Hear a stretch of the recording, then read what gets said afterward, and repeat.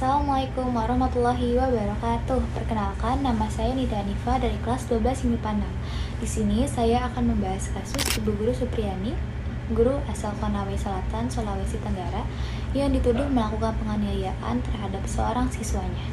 Ibu Supriyani sudah 16 tahun mengabdi sebagai guru honorer di Konawe Selatan, Sulawesi Tenggara. Ibu Supriyani menjadi tersangka kasus penganiayaan terhadap seorang siswa yang merupakan anak polisi. Namun, Ibu Supriyani bersikukuh menentang bahwa dirinya tidak pernah melakukan penganiayaan seperti yang dituduhkan tersebut. Berdasarkan penjelasan kepolisian, kasus dugaan penganiayaan ini bermula saat siswa kelas 1 SD berinisial MC ketahuan memiliki luka bekas penganiayaan di pahanya. Siswa tersebut lantas dimintai penjelasan oleh ibunya, Ibu Nur Fitriani, yang merupakan Ibu Bayangkari atau istri dari Kanit Intelkam Polsek Baito Aibda Wibowo Hashim. Saudari Nur Fitriana melihat ada bekas luka di paha bagian belakang korban dan menanyakan ke korban tentang luka tersebut. Korban menjawab bahwa luka tersebut akibat jatuh dengan bapaknya, kata Kapolres Konawe Selatan AKBP Febrisyam dalam keterangannya Selasa 22 Oktober 2024. Belakangan Ibu Nur Fitriani mengkonfirmasi luka anaknya kepada suaminya. Dia menanyakan pengakuan anaknya yang jatuh di sawah bersama ayahnya. Suami korban kaget dan langsung menanyakan kepada korban tentang luka tersebut. Korban menjawab bahwa telah dipukul oleh mamanya Alfa, saudari Supriyani, di sekolah pada hari Rabu tanggal 24 April 2024, katanya. Aibda Wibowo yang tidak terima akhirnya melaporkan Ibu Supriyani pada Jumat 26 April hingga akhirnya Ibu Supriyani menjadi tersangka penganiayaan. Kabid Humas Polda Sultra Kombes Lis Christian mengatakan pihaknya sebenarnya tidak langsung memproses laporan pelapor. Upaya mediasi dilakukan sebelum proses penyidikan. Pelapor dengan terlapor datang kemudian difasilitasi di mediasi, namun tidak tercapai dan dibuatkanlah laporan polisi, kata Kombes Lis kepada wartawan pada Selasa 22 Oktober. Dia menjelaskan pihaknya melakukan penyelidikan selama 3 bulan lamanya. Selama proses tersebut, polisi mengaku melakukan proses mediasi total sebanyak 5 kali. Dia juga menegaskan pihaknya tidak pernah melakukan penahanan terhadap guru honorer Ibu Supriyani. Hal itu dilakukan dengan alasan penyidik berempati terhadap posisi Ibu Supriyani. Dari awal kita tidak pernah melakukan penahanan terhadap yang bersangkutan. Pertimbangannya tidak dilakukan penahanan ini bagian dari empati penyidik kepada anak sebagai korban dan juga terlapor yang merupakan tenaga pengajar. Jadi tidak dilakukan penahanan, katanya. Ibu Supriyani dengan tegas membantah menganiaya muridnya. Dia menegaskan hal itu sebagai tuduhan yang tak berdasar. Tuduhan itu semua tidak benar.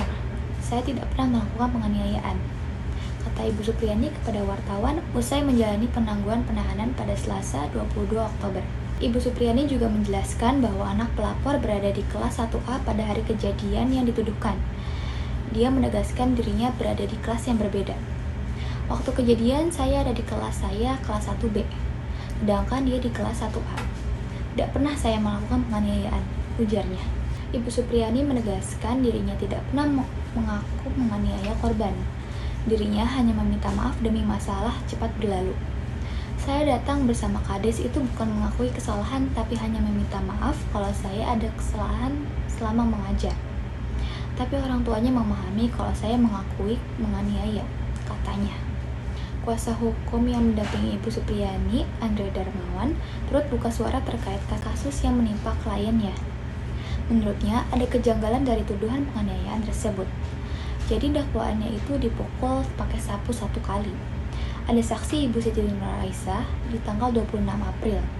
Kejadiannya kan tanggal 24 April. Dia melihat langsung lukanya seperti melepuh. Mereka datang di sekolah dan diperlihatkan. Itu bukan bekas luka pukulan, kata Andre Darmawan. Lebih lanjut, dia menjelaskan bahwa Ibu Supriyani dituduh menganiaya pada pukul 10 pagi. Menurutnya, waktu kejadian tidak dapat dibenarkan mengingat seluruh siswa saat itu sudah pulang. Kami sudah tanya Bu Lilis, jam 10 itu anak-anak sudah tidak ada yang di dalam kelas. Sudah pulang semua. Karena selama ini anak-anak jam 10 sudah pulang, kata Andre. Seperti kebiasaan, ibu guru ini ketika anak pulang, mereka membersihkan kelas. Kalau dalam dakwaannya Ibu Supriyani memukul jam 10, pertanyaannya siapa yang dia pukul? Sedangkan anak-anak sudah pulang semua. ujarnya. Di sini kita bisa menganalisis penyebab kasus Ibu Supriani ini adalah kesalahpahaman dari orang tua siswa. Selain itu, terkadang klaim penganiayaan bisa dibesar-besarkan atau dipengaruhi oleh pihak ketiga, misalnya orang tua siswa yang emosi, yang mungkin salah menginterpretasikan kejadian. Adapun dalam kasus tuduhan penganiayaan terhadap Ibu Guru Supriani, beberapa undang-undang yang mungkin dilanggar tergantung pada sifat tindakan yang dilakukan oleh guru tersebut.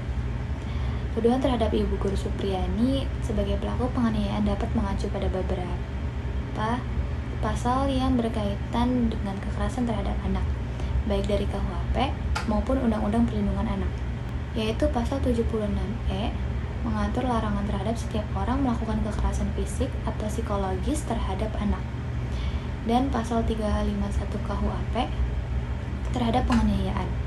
Pasal ini mengatur tentang tindak pidana penganiayaan ringan yang menyebabkan luka pada korban.